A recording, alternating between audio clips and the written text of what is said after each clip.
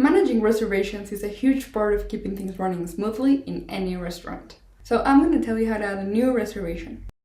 Go to the main screen and pick Dine In to get started. Next, you'll see a plus icon at the top left of your screen.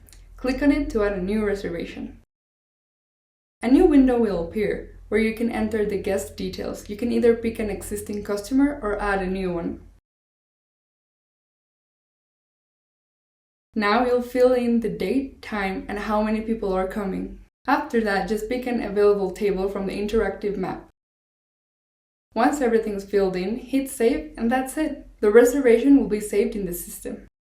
If you need to look over, change, or cancel any reservation, just click the All Reservations button, and from there you can easily make any adjustments you want. It's really that simple to make a reservation in ORO POS, so you can focus on giving your guests a great experience every time.